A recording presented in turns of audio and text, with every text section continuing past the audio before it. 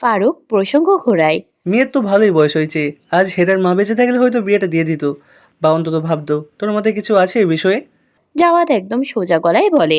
মেয়েকে বিয়ে দিলে আগে সত্য, জামাই হলে বিয়ে হবে, নয়তো না। ফারুক হেসে উঠে। মেয়ের জামাই কি তোর শেষ বয়সে সেবা করবে নাকি শালা? আমায় জ্ঞান দিচ্ছিস, তুই কর আগে। আমি তোর মতো হ্যান্ডসাম থাকলে 3টা বিয়ে করতাম। আমার মধ্যে চুল নেই, আর তোকে দেখলে মনে হয় 36-38 বছরের বেশি না।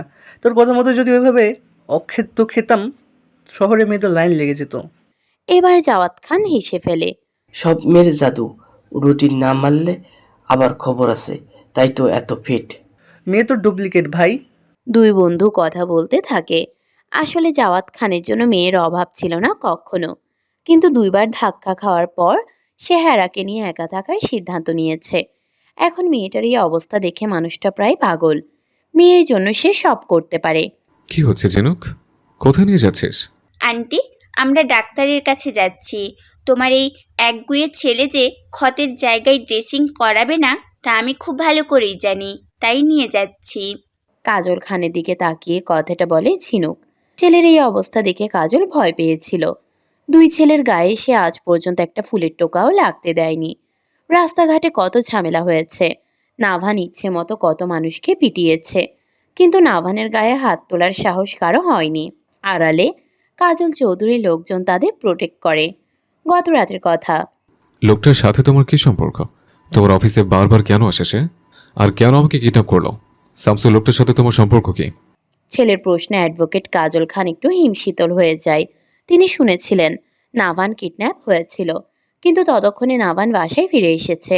নাভানের ধারণা তার মা সব জানেন। তার মায়ের হাত যে কত লম্বা সেটা সে জানে। এই ছোট বিষয় বেশিক্ষণ লুকিয়ে রাখতে পারবে না, সেটাও জানে। কিন্তু কাজল জানেন না তার ছেলে আড়াল থেকে তাকে নজরদারি করে। তেমনি নাভানও জানে না তার পেছনেও মা নজর রাখেন। দুজন দুজনকে আড়ালে থেকে প্রোটেক্ট করে, কিন্তু কেউ কাউকে বুঝতে দেয় না। নাভান আবার জিজ্ঞেস করে। কি হলো? উত্তর না দিলে আমি নিচে খুঁজে বের করবো। অনেকদিন হাত রক্তাক্ত করিনি, এবার করবো ভাবছি। এবার কাজল খান মুখ খোলে। না না ভান, তুমি কিছু করবে না। এটা আমার ঝামেলা, আমি সামলাবো। তুমি এর পেছনে থাকবে না। কেন জানতে পারি? না জানলেই ভালো। আর কেউ কাউকে ঘাটায় না। মাথার ব্যান্ডেজ পাল্টাতে বললেও নাভান সাথে সাথে না করে দেয়। কাজল ছেলেকে নিয়ে চিন্তিত। গত রাতের কথা মনে করে চায়ে চুমুক দেয়। ঠিক তখনই ঝিনুকের কথাই সাই দেয় সে। কারণ যদি কেউ তার ছেলেদের খেয়াল রাখে, সেই মেয়েটা। স্বীকার করতেই হবে, নাভানের বন্ধু মহলের মতো বন্ধু আজকাল পাওয়া যায় না। মাদার বাংলাদেশ, তোমার এই ছেলে এমন একরোখা কেন? ফাদার বাংলাদেশের মতো হয়েছে নাকি? কথাটা বলেই অধীর চুপ হয়ে যায়। বুঝতে পারে ভুল জায়গায় ভুল কথা বলে ফেলেছে। নিজের মুখ চেপে ধরে বিড়বিড় করে। ধুর, বারুদ মার্কা মুখ নিয়ে কখন কি বের হয় আল্লাহ জানে। এমনিতেই মাদার বাংলাদেশের মন খারাপ, তার উপরে ফাদার বাংলাদেশের নাম নিয়ে ডাল খিচুড়ি বানিয়ে ফেললাম মুডের। ঝিনুক এবার নাভানকে উদ্দেশ্য করে বলে। এখন তুই আমার কথা না শুনলে তো দুলাভাইকে নিয়ে আসবো বাসায়। বেচারে ডিউটি ছেড়ে আসবে, কিন্তু জানিস তো হাসপাতালে থাকা কতটা দরকার। আমি বললে সব ছেড়ে চলে আসবে। নাভান ব্রুকুচকে বলে। আমি ব্ল্যাকমেল করছিস? তোর মতো শাকচুন্নের ফ্রেন্ড যেন কারো না হয়। আর বলি, বেচারা দুলাভাই এমন গন্ডি মেয়েকে কিভাবে পছন্দ করে? কতটা তার ছেড়ে হলে হুবহু একটা কল দিতে হাজির হয়। ঝিনুক চোখ পাকায়। তুই বুঝবি না, যখন কাউকে সত্যিকারে ভালোবাসবি তখন তাকে একবার দেখার জন্য কত পাগলামি করতে মরিয়া হয়ে যাবি। বিশ্বপ্রেমিকা হয়ে গেলে নাকি? কথা বলতে বলতে তারা হাসপাতালে পৌঁছে যায়। সঙ্গে অধীর আর সৃজনও। সৃজনের বাসা নাভানদের পাশেই। সৃজনের বাবা নেই, মা আছে। আর ঝিনুকের মা নেই, বাবা আছে। অদ্ভুত এক সমতা। সবাই জীবনে কাউকে না কাউকে মিস করে। সবার বুকে একটা না পাওয়ার হাহাকার লুকানো। কেবিনে বসে আছে বন্ধুমহল। ডাক্তার তুষার হোসেন তাদের দেখে বেজায় খুশি। এরা তার ভাই রূপের শালা। বন্ধুদের দেখে সঙ্গে সঙ্গে খাবারের অর্ডার করে দেয় তুষার। নাভানের ক্ষত পরিষ্কার করতে করতে বলে। তা শালাবাবু, নিজেই চলে এলে, না হলে তোমার গুন্ডি বান্ধবীটাকে আমায় ছুটতে হতো। অধীর বলে ওঠে। বুঝি না ভাই, আপনি কেন এই সাতজনের কথা শোনেন? সৃজনও সায় দেয়। ঠিক ভাই, এমন গন্ডি মেয়ে জীবনে দেখিনি। তুষার হেসে বলে। শালারা, বেশি বলো না, পরে আবার আমার ঘাড় মটকাবে। অধীর চোখ টিপে। দুলাভাই, এত মেয়ে থাকতেই গুন্ডি শাকচুন্নিটাকে কেন পছন্দ করলেন? তুষার গম্ভীর ভান করে। শান্ত মেয়েকে বিয়ে করলে জীবন শান্ত হয়ে যেত। আমি তো একটু অ্যাকশন চাই। সৃজন হাসে। এই শাকচুনি তো রাগলে পুরো থান্ডার স্ট্রম, ভয় লাগে না? ভয় না, অভ্যাস হয়ে গেছে। এখন চুপ থাকলে বরং চিন্তা লাগে। দুলাভাই, সামলান কিভাবে? সামলাই না, আত্মসমর্পণ করি। সংসার বাঁচানোর সেরা উপায়। লেডি গুন্ডি তো আপনাকে একদমই ভয় পায় না। ও আমাকে ভয় পাবে কেন? আমি তো ওর লাইফ টাইম বডিগার্ড। অধীর নাটকীয় ভঙ্গিতে বলে। भाई अब तो पूरे देश की दामाद हो, आपके पास बीवी संभालने का कोर्स करना पड़ेगा। সবাই একসাথে হেসে ওঠে। ঝিনুক তাদের ফিসফাস দেখে বলে। এই কুটনামের দল, কি ফিসফাস করছিস আমায় রেখে?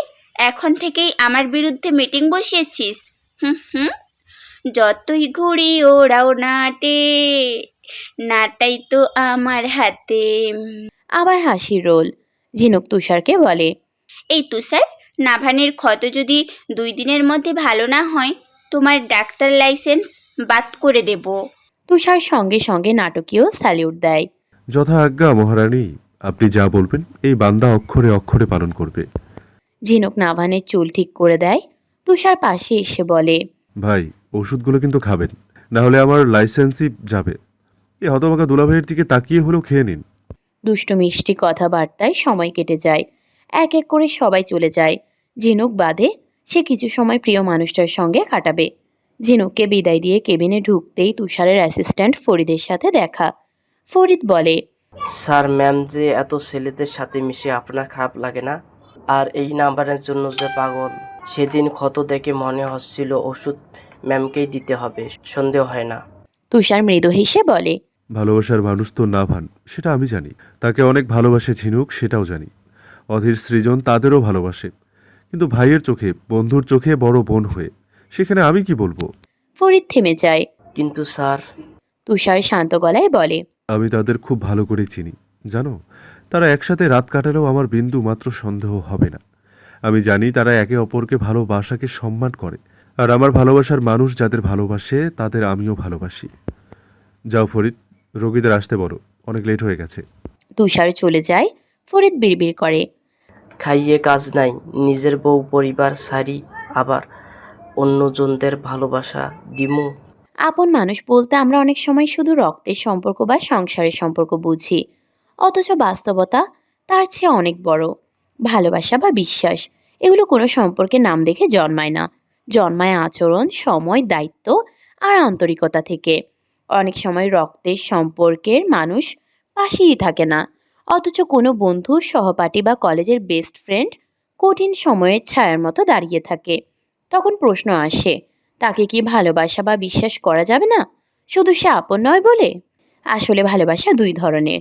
একটা জন্মসূত্রে পাওয়া, আরেকটা জীবনের পথে অর্জন করা। কলেজের বন্ধু, বেস্ট ফ্রেন্ড, সহযোদ্ধা, এরা অনেক সময় আমাদের জীবনের এমন কিছু মুহূর্তের সাক্ষী থাকে যা পরিবারের কেউ জানে না। হাসি, কষ্ট, স্বপ্ন ভাগাভাগি করতে করতে একটা গভীর বিশ্বাস তৈরি হয়। সে বিশ্বাসকে ছোট করে দেখা বা অবমূল্যায়ন করা ঠিক নয়। তবে এখানেও সীমারেখা জরুরি। বন্ধুত্বের ভালোবাসা মানে অন্ধবিশ্বাস নয়, আবার অকারণে সন্দেহও নয়। মানুষকে তার কাজ দিয়ে চিনতে হয়। কে সম্মান দেয়, কে পাশে থাকে, কে স্বার্থের জন্য নয়, মানুষ হিসেবে ভালোবাসে। সমাজের শেখার জায়গাটা হলো, ভালোবাসা শুধু আপন মানুষদের মধ্যে সীমাবদ্ধ না, কিন্তু বিশ্বাস করার আগে মানুষকে সময় দিয়ে চিনতে হয়। সম্পর্কের নাম নয়, আচরণই আসল পরিচয়। শেষ পর্যন্ত আপন হয়ে যায় সেই মানুষটি যে প্রয়োজনের সময় হাত ছাড়ে না। তুষার ছেলেটাও তাদের 5 বছর ধরে কাছ থেকে দেখছে। হয়তো বয়সে সমবয়সী না, কিন্তু আজ সে দাঁড়িয়ে আছে কেবল ওই মানুষগুলোর জন্য। বিপদে তারা ঢাল হয়ে তার পাশে ছিল। ঝিনুকের প্রতি তাদের ভালোবাসা তাকে বারবার মুগ্ধ করেছে। তাই তো এই বন্ধুত্ব তার চোখে সেরা এক দল। প্রত্যেকেই জীবনে কারো না কারো অভাব আছে, আর সেই অভাবগুলো একে অপরের ভরসা হয়ে পূরণ করছে তারা। টুংটাং শব্দে ফোনে নোটিফিকেশন আসে। হ্যারা হোয়াটসঅ্যাপে ঢুকে দেখে অসভ্য গিটারওয়ালা একটা ভিডিও পাঠিয়েছে। হয়তো কিছু লিখছে। হেরা অপেক্ষা করে। মেসেজ আসতেই চোখ রাখে সে। এই অ্যাটম বম, এটা দেখে শেখো। যদি উল্টো পাল্টে শেখো, আমার থেকে খারাপ আর কেউ হবে না, বলে দিলাম। মেসেজ দেখে বিরক্ত হয় হেরা। শালা ফায়ারফক্স না একটা বারুদ, কথায় কথায় আগুনের মতো জ্বলে ওঠে। ভালো করে বললি কি তোর পাছায় আগুন লাগতো রে? ভিডিওটা প্লে করে মন দিয়ে দেখে। একা কিভাবে নাচবে, দুইজন লাগবে প্র্যাকটিস করতে। এখন কি করবে সে বুঝে উঠতে পারে না। এদিকে রোজ আর রুষা কি সুন্দর প্র্যাকটিস করছে। আল্লাহ বেছে বেছে ওই ফায়ার বক্সটার সাথেই মিলালো তাকে। কপাল খারাপ হলে যা হয়। আর ওই নিলয়ের পা কাটার সময় হলো না। যত সব ঝামেলা তার সাথেই। নাচের পার্টনার দরকার। হেরা জোর করে রোজকে টেনে নিয়ে আসে। রোজ ভেবেছিল শান্তভাবে স্টেপ প্র্যাকটিস করবে, কিন্তু হেরা নাচের সময় একটু বেশি রোমান্টিক ভঙ্গিতে ধরতে গিয়ে হঠাৎ রোজের অপ্রস্তুত জায়গায় হাত লেগে যায়। রোজ লাফ দিয়ে ওঠে। এই, তোর মাথা ঠিক আছে? প্র্যাকটিস করবি নাচের না প্রেমের? হেরা চোখ গোল করে। আরে স্টেপটা এমনই, আমি কি জানতাম তুই এত ড্রামা কুইন। রোজ গম্ভীর হয়ে, শোন, ওই ফায়ার বক্সটার সাথে যা খুশি করিস, আমার সাথে না। আমি শান্তিতে বাঁচতে চাই।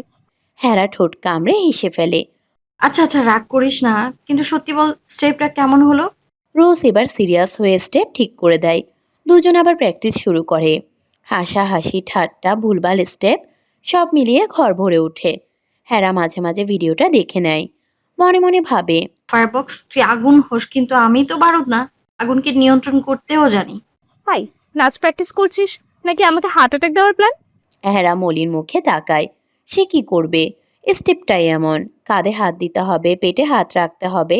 শেষে রোজ বলে, আমি না, রুষাকে নিয়ে নাচ। আমি দূর থেকে দেখি, নিরাপদ দূরত্বে থাকি। তোদের হাত বেশি চলে। হেরা চোখ বড় বড় করে।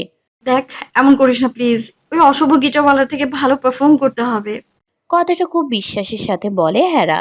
রোজের শরীর এমনিতেই কাতুকুতু প্রবণ। একটু কেউ ছুলেই লাফিয়ে ওঠে। আজ সৃজন এ নিয়ে কম খোটা দেয়নি, তাই আপাতত সে নিরাপদ দূরত্বে থাকতে চায়। হাসিনা মার্কা হাসি দিয়ে বলে রোজ, বোন, আমার থেকে রুষা ভালো পারবে। তুই তাকে নিয়ে কর, জানো এই হাত আমি খুব ভয় পাই। ব্যাস, রোজ নিজেকে বাঁচিয়ে রুষার উপর দায়িত্ব চাপিয়ে দেয়। এবার রুষার কপাল খারাপ। হেরা তাকে এমনভাবে টেনে আনে যেন রুষা না নাচলে অনুষ্ঠানই বন্ধ হয়ে যাবে। মিউজিক শুরু। হেরা ঘোরাতে গেল, কিন্তু নিজের স্পিড নিজে কন্ট্রোল করতে পারল না। একটা টার্ন দিতে গিয়ে পুরো ওজন রুষার উপর ছেড়ে দিল। রুষা হাঁপাতে হাঁপাতে বলে, ধীরে, আমি মানুষ, লাটিম না। বোন, একটু আস্তে ঘোর। কথা শেষ হওয়ার আগেই রুষা একবার টান দিয়ে ব্যালেন্স বাঁচাতে গেল। হেরা পুরো ভর ছেড়ে দিল তার উপর। ধপাস, দুজনে একসাথে মেঝেতে পড়ে গেল। রোজ পাশ থেকে চিৎকার করে, এটা নাচ না, লাইভ শো। সেই করা ভাই, সেই করা। মেঝেতে পড়ে হেরা মুখ মলিন করে থাকে। সে নাচ পারে মোটামুটি, কিন্তু আজ কেন এমন হচ্ছে মনে মনে ভাবে। ওই অহংকারী গিটারওয়ালা ইচ্ছে করে এই গান দিয়েছে, আমার হেনস্থা করার প্ল্যান। বড় হুমকি দিল এবার যদি আমি পারফর্ম না করতে পারি। একটু ভয় ঢুকে যায় মনে। টক্কর দিতে গিয়ে যদি নিজের মান সম্মান খোয়ায়। কিন্তু না, যেভাবেই হোক এই ডান্স সে শিখবেই। রুষা উঠে বসে হাঁটুতে হাত বুলাতে বুলাতে বলে, আগে ওজন কমাও, তারপরে আমাকে পার্টনার বানাও। আমি তোর ভার নিতে পারবো না। তোর ভার যদি কেউ নিতে পারে, সে চুইংগাম হিরো আর চকলেট হিরো। হেরা সঙ্গে সঙ্গে মুখ গোমরা করে বলে, আমি পারফেক্ট আছি, ওজন বেশি না আমার, ভালোবাসা বেশি। আর সেই ভর তুই নিতে পারিসনি রুসুন রানী। রোজ হেসে গড়িয়ে পড়ে। রুষা দাঁত খিচিয়ে বলে, দেখিস, ওই গিটারওয়ালা যদি তোকে লাইভে লিফট করতে বলে, তখন বুঝবি ভালোবাসার ওজন কাকে বলে। হেরা চোখ উল্টায়। সে লিফট করবে? আগে নিজে ব্যালেন্স শিখুক, তারপর আমায় তুলবে। কিন্তু মনে মনে সে জানে চ্যালেঞ্জটা কঠিন। সে ফোনটা তুলে আবার ভিডিও চালায়। চোখে এবার জেদ। বিড়বিড় করে বলে, শেহতাজ খান নামান, আপনি ফায়ারফক্স বা আগুন যাই হন, আমিও কিন্তু ঝড়, কাল বৈশাখীর ঝড়। আগুনকে আমি উড়িয়ে দিতে জানি। রোজ আর রুষা একে অন্যের দিকে তাকিয়ে ফিসফাস করে। রোজ, এই আগুন ঝড়ের মধ্যে আমরা দুইজন পুরো শেষ না হয়ে যাই। রোজ আর রুষার হাসিতে রুম হাসে যেন, কিন্তু হেরার চোখে এখন খেলা না, চ্যালেঞ্জ। দিন যায়, ভোর হয়, আকাশের রং বদলায়, কিন্তু মানুষের জীবন একই রকম দৌড়ে আটকে থাকে। কেউ সময়ের সঙ্গে পাল্লা দেয়, কেউ হারিয়ে ফেলে নিজের ইচ্ছেগুলো। শহর জেগে ওঠে কোলাহলে, আর সে কোলাহলের ভিড়েই কিছু গল্প নীরবে জন্ম নেয়। অপূর্ণ ভালোবাসা, না বলা অভিমান আর অদৃশ্য লড়াইয়ের গল্প। এই গল্প তেমন এক ভোর থেকে শুরু, যেখানে সূর্য উঠেছিল ঠিকই, কিন্তু সবার জীবনে আলো আসেনি কখনো। এখনো। নবীন বরণ অনুষ্ঠান, সকাল থেকেই সেজে উঠেছে পুরো ক্যাম্পাস, রঙে হাসিতে আর উৎসবের কোলাহলে। চারিদিকে বাসন্তী রঙের শাড়িতে মেয়েরা যেন বসন্তকেই সঙ্গে নিয়ে হেঁটে বেড়াচ্ছে, আর ছেলেরা সাদা পায়জামা আর কালো নীল পাঞ্জাবিতে আলাদা এক গাম্ভীর্য নিয়ে ঘুরে বেড়াচ্ছে। হ্যাঁ, আজ প্রথমবার শাড়ি পরেছে। আয়নার সামনে দাঁড়িয়ে নিজেকেই বারবার দেখছে। নিজেকেই চিনতে পারছিল না সে। রুষা আর তার দুজনেরই অবস্থা প্রায় একই। শাড়িতে তারা অভ্যস্ত নয়, তবে রোজ মাঝে মধ্যে পরার অভ্যাস থাকায় তেমন বেগ পেতে হচ্ছে না। রোজ সহ তিনজন আজ লেহেঙ্গা স্টাইলে শাড়িটা সামলে নিয়েছে। কুচি ঠিক মতো ধরা তাদের পক্ষে কঠিন, তাই সহজ করে পড়েছে। চুলে কানে ফুল গুজে লাজুক হাসিতে তারা যেন নতুন এক বয়সে পা রাখলো। চারপাশে গান বাজছে, বন্ধুরা ছবি তুলছে, হাসির শব্দে ভরে আছে ক্যাম্পাস। আর এই ভিড়ের মাঝে অজান্তে শুরু হতে যাচ্ছে তাদের জীবনে নতুন এক অধ্যায়। রোজ আর রুষা চুলে গাঁদা ফুলের মালা জড়িয়ে নিয়েছে।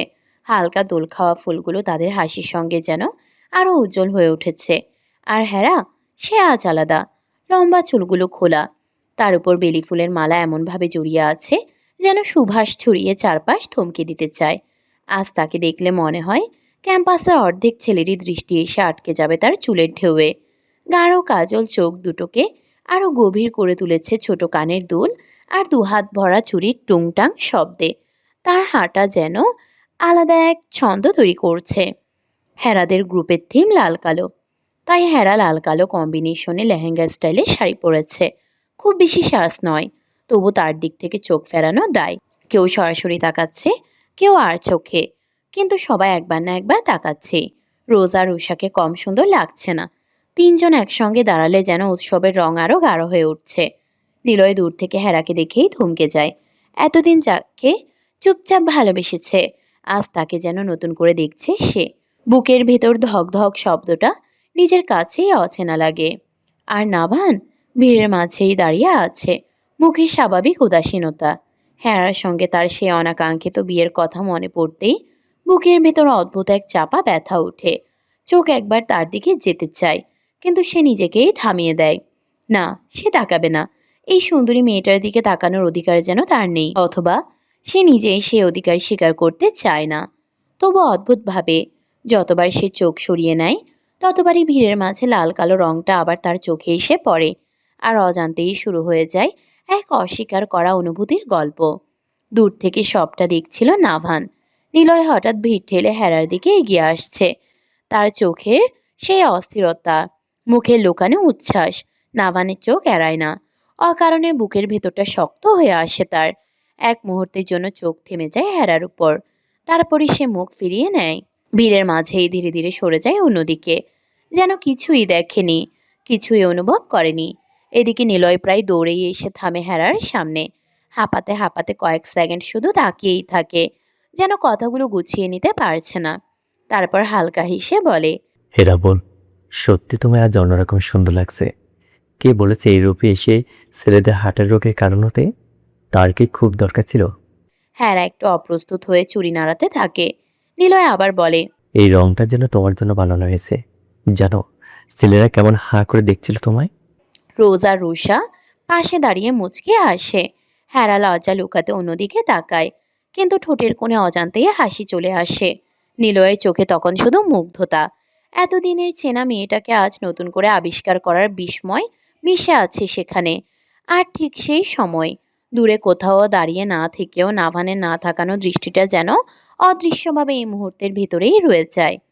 এদিকে নিলয় রোজ আর রুষার উদ্দেশ্যে বলে, প্লিজ বোনটি, একটু নিয়ে যাই তোমাদের ফ্রেন্ডকে, আবার সই সালামতে দিয়ে যাব। Just 5 minute.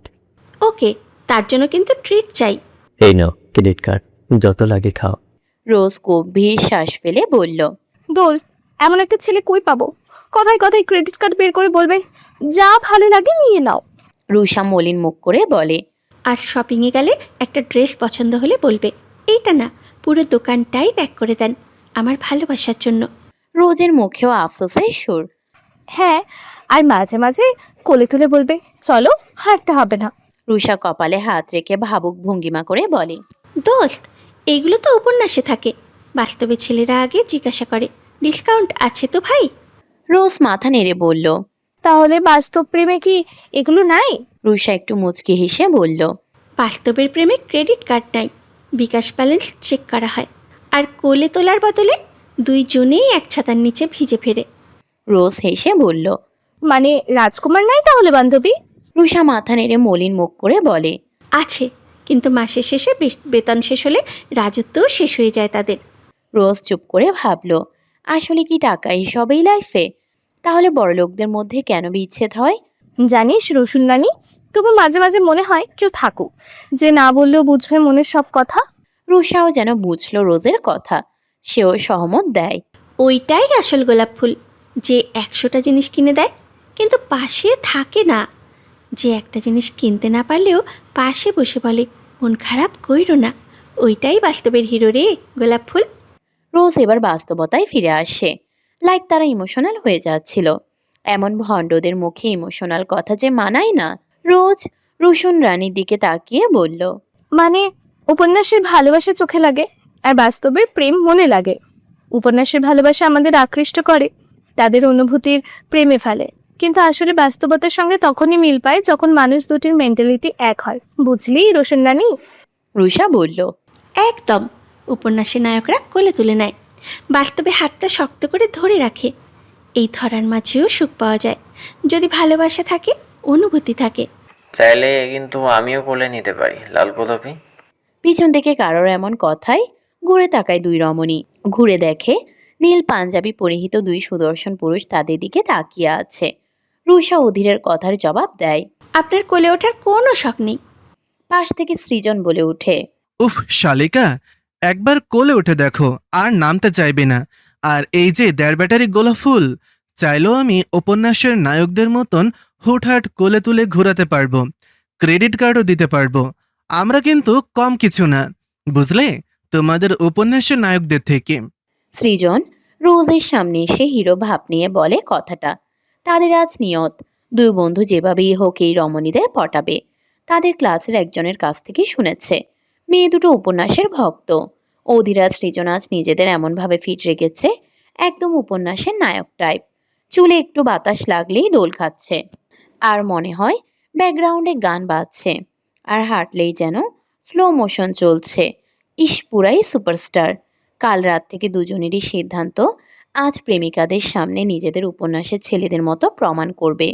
কিন্তু প্রেমিকাদের এমন রূপে দেখেই সব উলটপালট হয়ে যাচ্ছে। সৃজনের কানে অধীর শুধায়, দেখিস আজ এমন কথা বলবো রুষা একদম মুগ্ধ হয়ে যাবে। সৃজন বুক ফুলিয়ে বলল। আর রোজ ভাবে আমি নিশ্চয়ই কোনো বই থেকে বের হয়ে এসেছি। তাদের ফিসফিস করতে দেখে রোজ আর উষা চলে যায় মঞ্চের সামনে। অধীর আর সৃজনও তাদের পিছু নেয়। ওই যে দেখ, চকলেট হিরোকেও কিন্তু পুরাই হট লাগছে, দেখ। নিলয়া নাভানের কথা বলতে থাকে, কাকে বেশি সুন্দর লাগছে আজ। কিছুক্ষণ পর রোজ আর রুষা এসে বসলো তাদের সিটে। রোজ আর রুষা বুঝতে পারছে আজ অধীর আর সৃজন এদের মধ্যে অস্বাভাবিক শান্ত ভাব। সাধারণত এরা এত ভদ্র না, বদের হাড্ডি। অধীর আর সৃজন তাদের পেছনের চেয়ারে বসে। অধীর গভীর গলায় বলে, তুমি জানো লাল গোলাপি, তোমার চোখে আমি আমার ভবিষ্যৎ দেখি। রুষা এক সেকেন্ড চুপ থেকে পেছনে তাকিয়ে বলল, চোখে ভবিষ্যৎ দেখো? আগে নিজের সিস্টেমের রেজাল্টটা দেখো, তারপরে ভবিষ্যৎ দেখো। অধীরের মুখটা দেখার মতো হয়েছিল। এই মেয়ে বারবার তার মূল্যবান জিনিসের কথা বলে, একটা ভুলের জন্য তাকে বারবার হার মানতে হচ্ছে এই লাল গোলাপির কাছে। সৃজন হার না মেনে নাটকীয় ভঙ্গিতে বলল। রোজ, তুমি না থাকলে আমার পৃথিবী থেমে যাবে। রোজ হেসে বলল, তাই নাকি? থামলে থামুক, তাতে আমার কি? আপনারটা থামবে আর কারোটা না, ওকে? অধীর সৃজনের দিকে তাকিয়ে ফিসফিস করে বলল, দোস্ত, উপন্যাসের মেয়েরা এমন উত্তর দেয় না। সৃজন দীর্ঘশ্বাস ফেলে বলল, উপন্যাসের লেখক নায়কদের বাঁচায়, এখানে কেউ আমাদের বাঁচাচ্ছে না। রোজ আর রুষা তখন হেসে কুটি কুটি। রুষা বলল, তোমরা উপন্যাসের নায়ক না, তোমরা কমেডি ভার্সন। অধীর গম্ভীর হয়ে বলল, নায়ক না হই, কিন্তু তোদের হাসাতে পারি, এটাও তো একটা ট্যালেন্ট। বুঝতে পেরেছ লাল গোলাপি? রুষা মুচকি হেসে বলল। এই জন্যই তো এখনো সহ্য করছি। রোজ আর রুষার পেছনে দুজন পড়ে আছে। এদিকে নিলয় হেরাকে একটা ফুলের দোকানে নিয়ে গিয়ে বেলি ফুলের হাতের বালা বানাচ্ছে নিজ হাতে। হেরা শুধু নিলয়ের পাগলামি দেখছে। তিতির আজ কালো শাড়ি পরেছে মোটামুটি মার্জিতভাবে, কারণ নাভান এত উশৃঙ্খল মেয়ে পছন্দ করে না। তিতিরকেও আজ অনেক সুন্দর লাগছে। সে সারাক্ষণ নাভানের আশেপাশে ঘুরঘুর করছে। তিতির নাভানের হাত ধরে নিয়ে আসে ফুলের দোকানে। মূলত তিতির চাচ্ছে নাভান তাকে ফুলের মালা কিনে মাথায় গুজে দিক। তিতির হেরাকে পাশ কাটিয়ে দোকানের লোককে বলে, মামা, বেলি ফুলের গাছটা বানিয়ে দেন তো। ফুলের দোকানের ভেতরটা তখন বেলি ফুলের গন্ধে ভরে আছে। বাইরে থেকে দেখলে সব স্বাভাবিক হাসি, গল্প, সাজগোজ, কিন্তু ভেতরে ভেতরে কারো কারো মনে কেমন তীব্র ঝড়। নিলয় মালা গাচ্ছে, হেরা তার পাশে দাঁড়িয়ে ফুল ছুঁয়ে দিচ্ছে। ওদের এই একসঙ্গে দাঁড়িয়ে থাকা দৃশ্যটা নাভানের চোখে কাটার মতো বিচ্ছে। সে ফোনের দিকে তাকিয়ে আছে, কিন্তু ফোনে কি আছে সে নিজেও জানে না। তার মন আটকে আছে হেরার আঙ্গুলে ছোঁয়া সাদা ফুলগুলোর দিকে আর নিলয়ের ঝুঁকে পড়া মুখে। তিতির তখন ইচ্ছে করেই নাভানের হাত ধরে টেনে নিয়ে আসে দোকানের এক পাশে। তার কণ্ঠে উচ্ছ্বাস ছিল। সে চায় নাভান তাকাক শুধু তার দিকে। নাভান মাথা নাড়ে, ঠোঁটে হালকা হাসি আনে, যেন কিছুই হয়নি। কিন্তু কিছুই যায় আসে না হেরা আর নিলয়কে এখানে দেখে। ঠিক তখনই ঘটনাটা ঘটে। নিলয় মালা গাঁথতে গাঁথতে হেরাকে বলে, কোন ফুল পছন্দ গোলাপ? নিয়ে আসো। হেরা একটু এগিয়ে গিয়ে গোলাপ ফুলগুলো নিতে যায়। ফুলগুলো অসম্ভব সুন্দর। নাভানের বুকের ভেতরটা হঠাৎ শক্ত হয়ে যায়। সে এগিয়ে আসে খুব স্বাভাবিক ভঙ্গিতে, মুখে নির্লিপ্ত ভাব। এই ফুলটা এভাবে ধরতে হয় না। বলতে বলতেই সে হেরার কবজিটা নিজের আঙ্গুলে চেপে ধরে। চাপটা একটু বেশি পড়ে যায়। না ভুল করে নয়, ইচ্ছে করেও নয়, অন্তত বাইরে থেকে তাই মনে হবে। হেরা চমকে ওঠে। একটা ধারালো তার বা কাটা কবজির গায়ে ঘষে যায়। মুখ দিয়ে আহ শব্দ বের হয় হেরার। ফিনকি দিয়ে রক্ত বের হয় হাত থেকে। শুধু এক সেকেন্ডের জন্য নাভানের চোখ বদলে যায়। আতঙ্ক, অনুশোচনা, অপরাধবোধ সব একসঙ্গে ঝলসে ওঠে। কিন্তু মুহূর্তেই সে নিজেকে সামলায়। ফোনটা আবার হাতে নেয়, গলা ঠান্ডা করে বলে, ফুলে কাটা থাকবে, সাবধানে ধরতে হয়। এটাও শেখেননি? নিলয় দৌড়ে আসে। হেরা, কি হলো? সে হাত চেপে ধরে। নাভানের দিকে একবার তাকায়, কিন্তু কিছু বোঝে না। নাভান পকেট থেকে রুমাল বের করে এগিয়ে দেয়। আমি বাধা দেওয়ার আগে অঘটন ঘটল। যাই হোক, এটা দিয়ে বেঁধে দে, সময় নেই এখন। তার কণ্ঠে বিরক্তি, যেন ঘটনাটা খুবই সাধারণ, যেন রক্ত দেখা তার জন্য নতুন কিছু না। কিন্তু রুমালটা এগিয়ে দেওয়ার সময় তার আঙ্গুল কাঁপছিল খুব শুকনোভাবে। কেউ খেয়াল করে না, কেউ তাকায় না তার দিকে। সে শুধু বুঝতে পারে নাভান ইচ্ছে করে হয়তো দিয়েছে। হাতের চাপটা একটু বেশিই ছিল। এতটা অসাবধান সে না। তিতির সব দেখছে। তার ভেতরটা কেমন অদ্ভুত শান্তিতে ভরে ওঠে। হেরার রক্ত দেখে না, দেখে নাভানের ঠান্ডা মুখ। সে ভাবে নাভানের কিছুই যায় আসে না। আর নাভান, তার বুকের ভিতরে আগুন জ্বলছে। সে নিজেই বুঝতে পারে না ওটা রাগ ছিল না হিংসা। হেরাকে অন্য কারো এত কাছে দেখে তার ভেতরে যে দহন উঠেছিল সেটারই একটা ঝলক কি বেরিয়ে এলো ওই চাপে। কিন্তু সে কিছুই প্রকাশ করবে না। তার চোখে থাকবে দূরত্ব, তার কথায় থাকবে কাটা। নিলয় রুমাল দিয়ে হেরার হাত বেঁধে দেয় খুব যত্ন করে। তার চোখে স্পষ্ট ভালোবাসা, কোনো লুকোচুরি নেই। নাভান পকেট থেকে টাকা বের করে তিতিরকে দেয়। তিতির তখন 500 টাকার নোট হাতে পেয়ে খুশিতে ঝলমল করে। হাতে, গলায়, মাথায় সব জায়গায় বেড়ে ফেল পড়বে। নাভান বলে, তার গলায় হালকা হাসি। তিতির ভাবে সে জিতে গেছে, কিন্তু কেউ জানে না নাভান নিজের ভেতরের যুদ্ধটা হেরে গেছে সেই মুহূর্তেই, যখন তার আঙ্গুলের চাপে হেরার কবজিতে রক্ত বের হয়েছিল। সে ভালোবাসে কি হেরাকে, নাকি অন্য কিছু, কিন্তু সে স্বীকার করবে না। সে কষ্ট পায় কিন্তু দেখাবে না। আর আজ হিংসেটা সে নিজের ভিতরে লুকিয়ে রাখতে চেয়েছিল। তবু অজান্তেই তার একটা আঁচড় পড়ে গেছে হেরার গায়ে। শুধু কাটার দাগ না, অভিমান আর না বলা ভালোবাসার দাগ। নিলয় নিরুপায় হয়ে রুমালটা নেয় নাভানের থেকে, কারণ তার কাছে রুমাল নেই। এদিকে মাইকে অ্যানাউন্সমেন্ট হচ্ছে তাদের সেখানে যেতে হবে। হেরার কষ্ট হবে বা সে হারবে তা নিলয় মানতে পারবে না। দরকার পড়লে সে সবার কাছে ছোট হবে, কিন্তু হেরাকে ছোট হতে দেবে না। নিলয় রুমাল দিয়ে হেরার হাত বেঁধে দেয়। তার পায়েও জখম। তিতির যেন এই সামান্য জিনিসটুকুও সহ্য করতে পারল না। কেন নাভান তার ইউজ করা রুমাল এই মেয়েটাকে দেবে? মাইকে নাভানের নাম অ্যানাউন্সমেন্ট হতেই সে চলে যায়, সঙ্গে নিলয় আর হেরাও। ব্যাপার কি তোমাদের? তোমরা রাজি হচ্ছ না কেন আমাদের প্রেমের প্রস্তাবে? সৃজন বলল। রোজ গম্ভীর মুখে বলল, আমরা উপন্যাস পড়ি, সেখানে নায়করা কবিতা বলে, ফুল দেয়, কানে ধরে উদ্বোস করায় না আপনাদের মতো। রুষা মাথা নেড়ে চোখ করল।